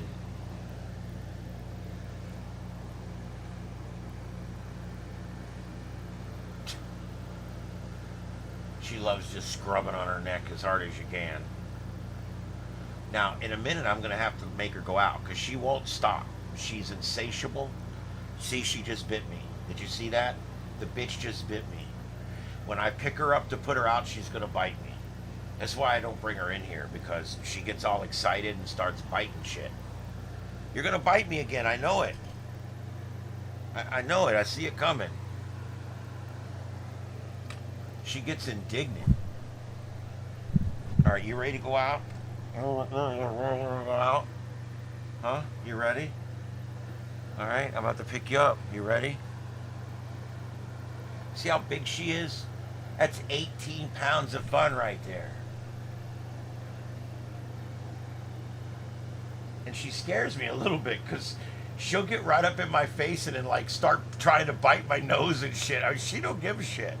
She's crazy, this one. She's nuts. I know. All right, you ready? Watch this. Come on, baby, let's go out. Come on. Come on, let's go out. Let's go out. Oh, shit.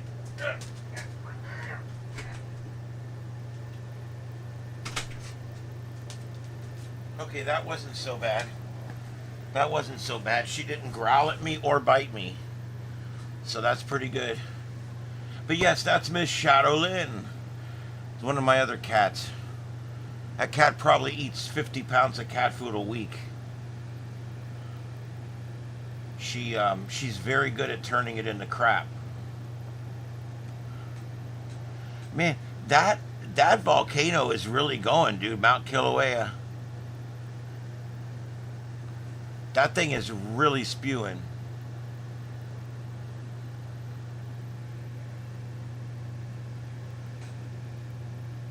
Doing a full remodel. I know when I bought this shed, it was nothing but studded out. I had it placed in spot and secured down, and then I came in and finished out the inside myself. I guess you call that a remodel or a model. I guess it was just a model, but I'm very happy with my my little studio here. How dare you! How dare you! Did I do it right? All right, all right. I'm gonna treat you guys to something. Give me a second. I'm gonna pull it up. Jesus, I can't believe I'm doing this. This is gonna take me a second here. You know, I might have it here. Let me do a recursive search here.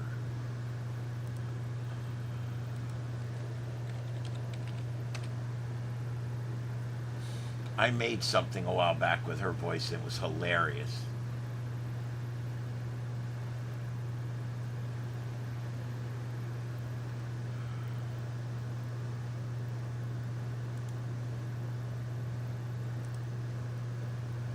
Let's see.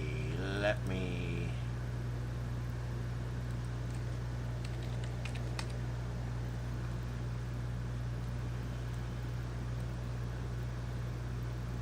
And then I also could do it this way. I could connect to my work computer.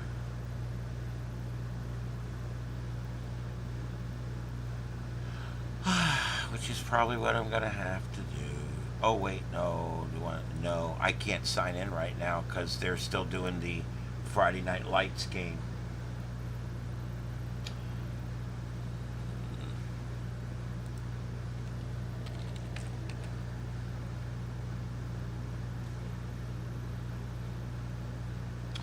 Yeah, anyway, I may not be able to play it tonight, but I'll get it for us. What I did was, oh, there it is. Oh, there it is. Oh, yes. Yes, there it is.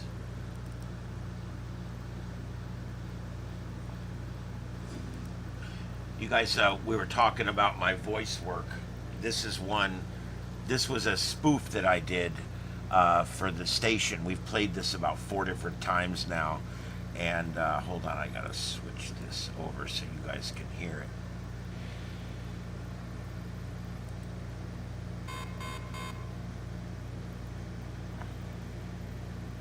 Oh, there we go. Cable. All right, check this out. This is a movie trailer for a new Greta Thunberg movie. I think you'll enjoy it. Why is it not very loud? There we go. And you guys were talking about my voice. Well, you'll get this is the inner world guy. This is me doing the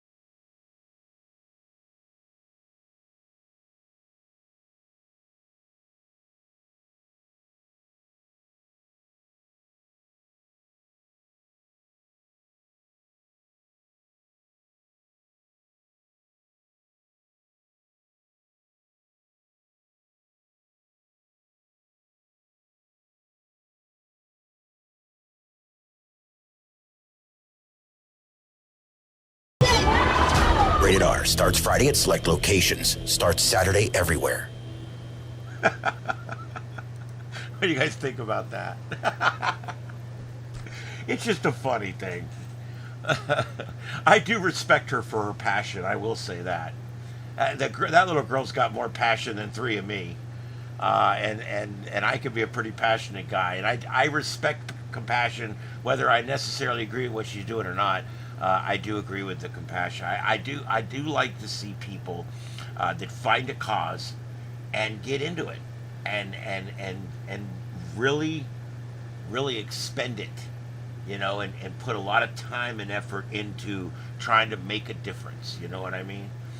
Anyway, yeah, I thought that was pretty cool. That's my Greta Thunberg trailer for the new Greta Thunberg movie.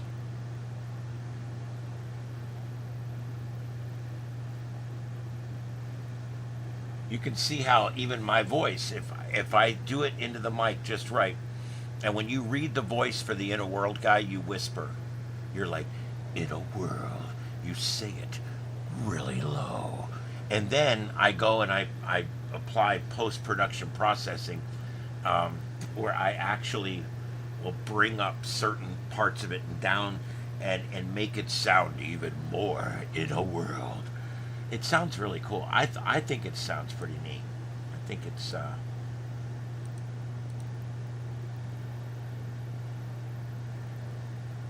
the inner world guy died. He actually died a while back. Yeah. All right, so there you go. The Greta Thunberg. Now I've played it on this show. I played it on the other one 3 or 4 times. Now I played it on this one. When there's no comment on that, nobody has any comment. Other than Coco? I know, it's evil and funny at the same time. It is what it is.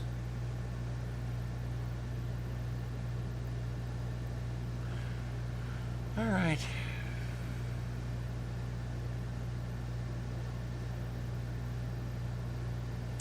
All right, guys, we're coming up on 2 hours. Is there anything out there that you guys would like me to touch on tonight? Any news items or news articles that you would like me to mention during the coverage tonight or talk about in depth or anything like that? If there is, let me know. I'm doing a quick check for any breaking news that's going on right now. I will tell you if you remember, we talked about Cracker Barrel back before anybody was really talking about it, if you remember. And one of the things I noticed was more and more people were picking it up and really talking about it. Like, it was backlash. And we talked about it on our commercial show 2 different times. And it got a lot of interest. And now today, I watched it on both Fox National and CNN, trending from bottom to top of the website. It is becoming a big story.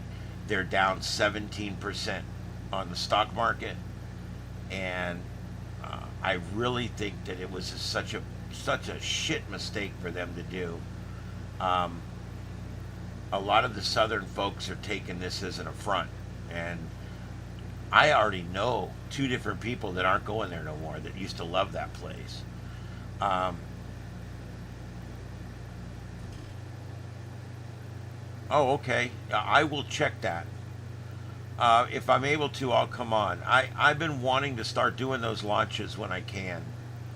I think it'd be a fun thing for us to do live together. I think that would be a lot of fun.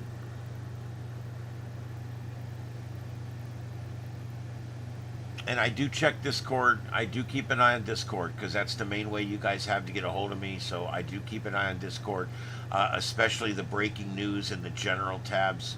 I also update. I've been putting in updates for terrestrial and space weather and different things like that. Um,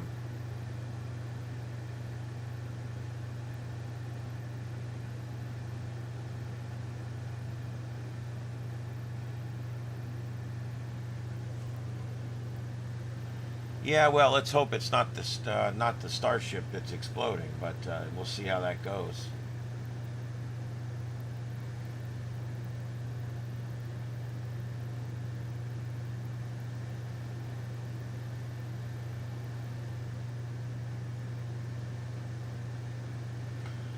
All right, let me see. Was there anything else?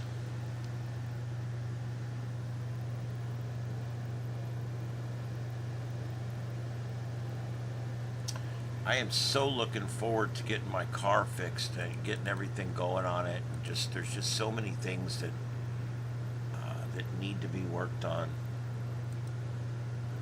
Oh, see, I bought this organizer thing to go in my car because I'm going to mount my radios in it and it's going to sit in the seat. And it kept saying all day that it would be delivered today. It would be delivered today. And here it is. And guess what? It never got delivered today. So I went in here and I'm looking and I'm thinking, why did it not get delivered? Well, it didn't get delivered. It doesn't say. It just says delayed, not shipped yet. So what that means is the people had it on Amazon and they didn't have any stock. And they had listed an item that they were out of stock on. Let me see what time that launch is, and I'll see if I can do it. Desert, I'll see if I can do that. Hey Crowbar, how you doing? Let me get that Discord link. Stand by. Stand by.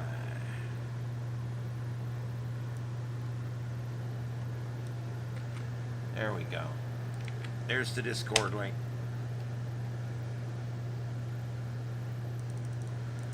All right, and if you're new to the channel, please throw a subscribe on there. We do this literally 6 nights a week. We come on. I'll go anywhere from 90 minutes out to. I've gone the night of the tsunami. We were on till 4:30 in the morning. I think we went 8 hours. So yeah, we do it. So if you come on and there's something big going on, like a pursuit or a tsunami or a hurricane or something, we will stay on. I'm also geared up to go on anytime if something happens. So I would turn your notification bell on.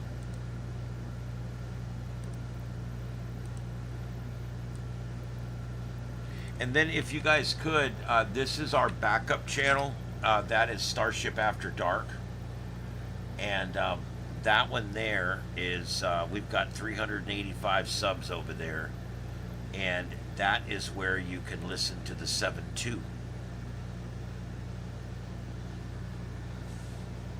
Or can you?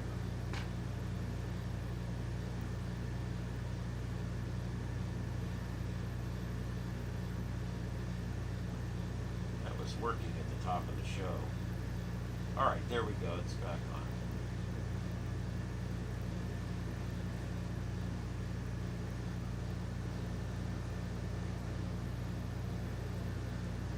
But yeah, over there right now, you can see the 7.2.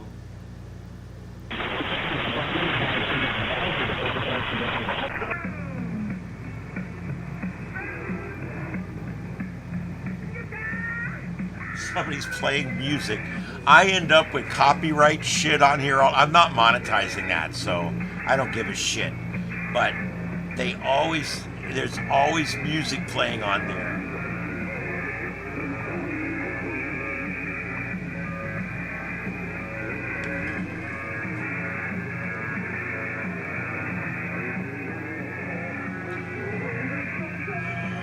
But anyway, yeah, that's the 7.2, and that is a lot of times there's talking on there and not just music playing. I don't know what the hell. But if you guys could stop by there and throw a thumbs on that video and give us a subscribe, I'd appreciate it. And you can just leave that thing playing overnight if you want. I even have slow scan TV on there for those of you who are not hams. That's a way to send pictures over radio, and sometimes these guys send dirty pictures back and forth to each other on here. They were on here one day sending pictures, and the picture just said "F you," and then the next picture "F you," and it was just funny. The guys come on here and just play around. It's just a lot of fun. It's a lot of fun. Let's see here.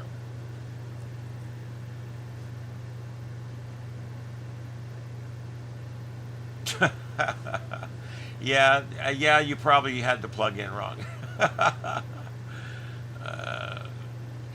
I kind of know my limits.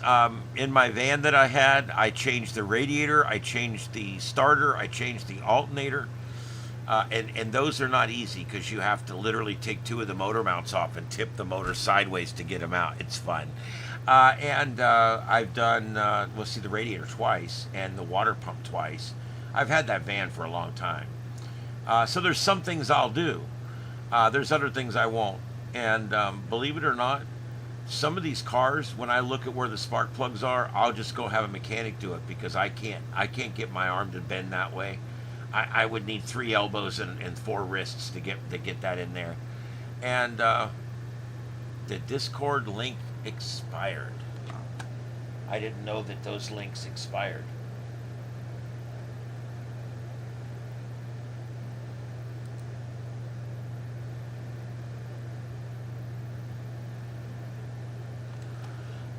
I don't know.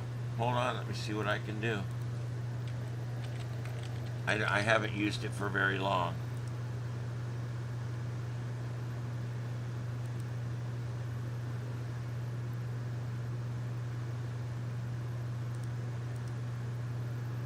It's acting like it don't know me.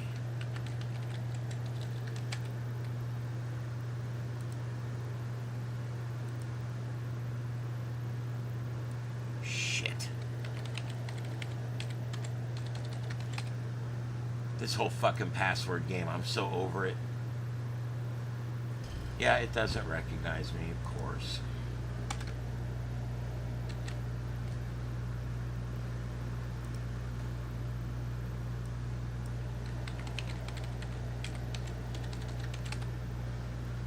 There we go.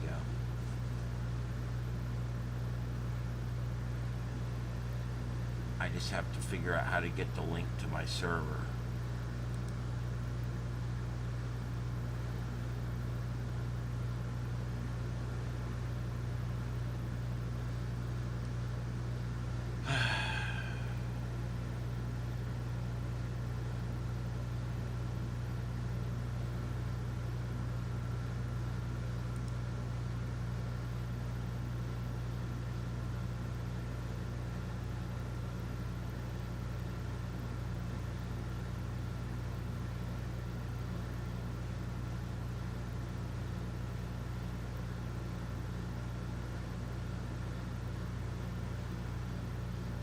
I don't see it. I don't see anything about it. There has to be a way. I found the link before.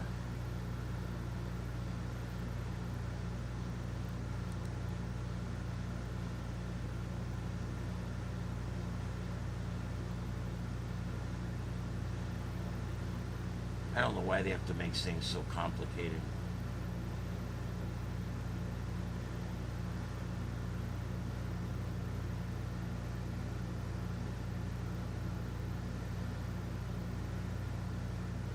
Yeah, my air's out in my car, and it's I just bought the damn car. They're going to be working on it again next week.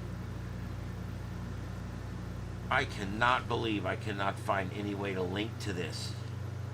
There has to be a way to link to my server. Fuck, I don't know.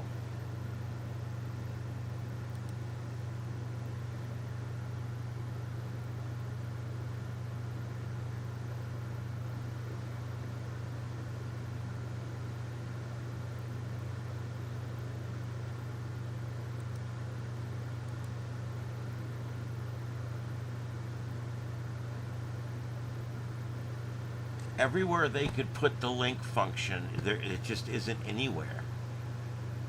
Can I just copy what's up here, maybe? Let me pull up a different browser and see if that works.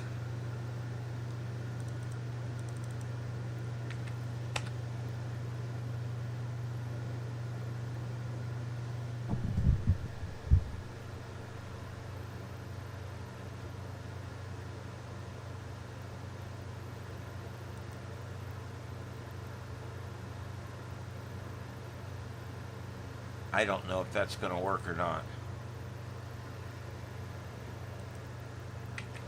Try that link.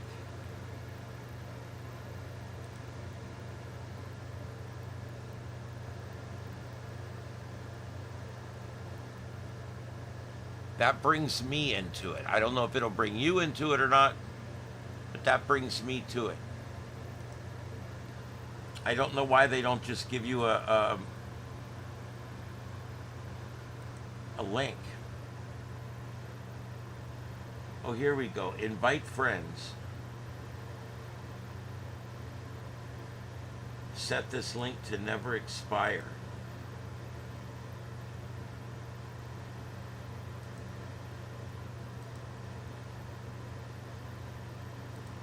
Okay, here we go.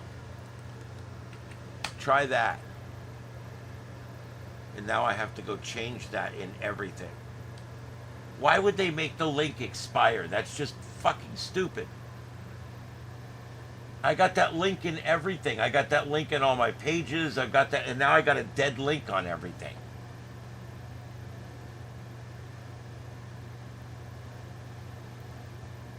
Nope, no AC in the car yet.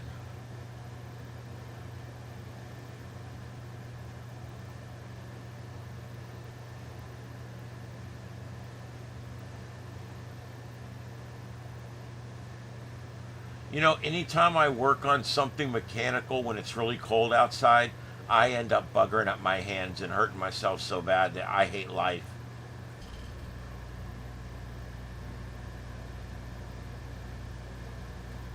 Yeah, I did set it to not expire. I thought I remembered setting it that way before, but maybe not. Okay, there you go. So that worked anyway. Yeah, that's our Discord server. We just started it not long ago. Junior and several others are heavily in there like I am, and we try to post things. Feel free to post news articles and things in there, whatever you want to post. And I post up announcements, like if I'm going to not be on one night or something like that, I'll post that up there as well. The general tab is for general announcements. Breaking news only. That sets off my phone. So please don't use that unless you see something that you think I should start doing.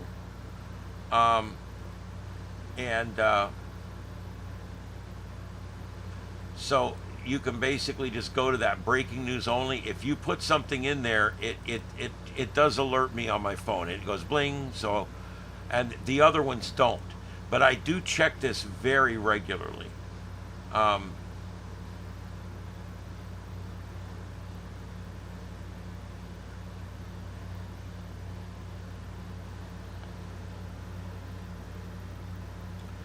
All right. So yeah, just a lot of different things there. We've got this section on amateur radio and different things. There's even a section on science fiction where I've been posting stuff about Star Trek and different science fiction shows. So it's kind of cool. I'm not looking to get like a Discord server with 1 million people on it. I mostly am using Discord as a way so that you guys have a way to put your input directly on here with links and pictures and things like that. I want you to be able to send me things. All right, guys, I'm at 2 hours now, just about to flip over to 2 hours, and I am going to call it a night. I'm hurting pretty bad. I'm going to learn how to use this thing over the next couple days so we can start playing with it on the air. And I'm going to start working on my car. My God, I don't know. When am I going to start? When am I going to finish? I don't know. But I'm going to get working on it anyway. And that's what I got for you guys. Does anybody have anything else? This is last call for the chat room. If there's anything else, just please type it in real quick here and I will respond to it. I did set that link to not expire, so hopefully that will work from now on. I don't know. There we go. And one final thing, and I wanted to mention to Heath as well. This tablet that I bought. See my little kitty on there? This tablet that I bought, this 12-inch tablet, I freaking love it. It was $120, and I love it. 12-inch tablet. It's huge. The buttons are really... I downloaded Nova Launcher so I could have nice big buttons, and I wasn't forced into having things like a clock and a news screen and a Google bar and all that. The Android launcher now, a lot of the Android launchers, you have to have all the features. You can't like turn them off, like the clock and the search bar and stuff. So I downloaded Nova Launcher and I made nice big icons, and now I have this amazing tablet. I love this thing. And so I've already got the ham radio logging program on there for POTA, and this is my POTA tablet. And I showed you guys earlier, I bought this metal heavy duty adapter here that's going to go in my car, so that it's right there, right where my right hand goes. I've got my tablet right there, so I can log things right there on the right. It's going to be really cool. It's all right there. So I'm looking forward to getting all that hooked up. I love the tablet, and I was going to do a Windows thing and all this, but the truth is, when it comes to POTA, the app and everything works best on an Android device that has GPS. And so I decided to just stay with that rather than try to go with a Windows laptop or any of that. There's not really room in my car for a laptop. So there is room for a tablet and a couple of phones, though, and that's how I'm going to do it. This S10 that I'm using for the camera right here, I think I'm going to go get it turned on at my cell phone company. I'm going to see if I can get it turned on.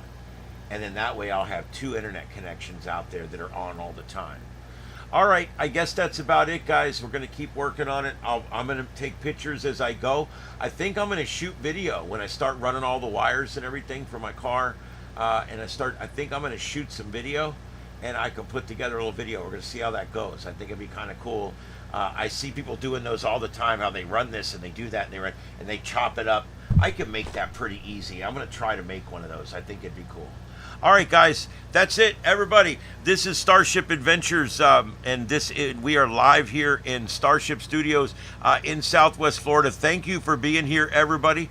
I hope that you enjoyed the show tonight, and I hope there was something interesting on here for everybody. We will be back tomorrow night, same bat time, same bat channel, about 9 p.m. Eastern time, and we'll be covering whatever's going on out there, whether it be the tropics, space weather, science, our breaking news, manhunts, pursuits, you name it, we cover it, and we will be here tomorrow night for the same thing. Also, I'm going to be here quite a bit over the weekend, but not the full weekend.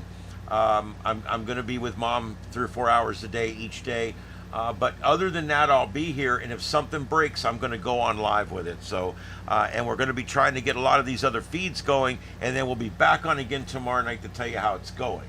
All right, so anyway, this is the Sights and Sounds of Earth. My name's Ian, and it's been my pleasure to host tonight, and I hope you guy enjoyed it. KO4 EFS signing off. We'll see you guys next time. 7 3s, everybody, 7 3s. Have a good night out there.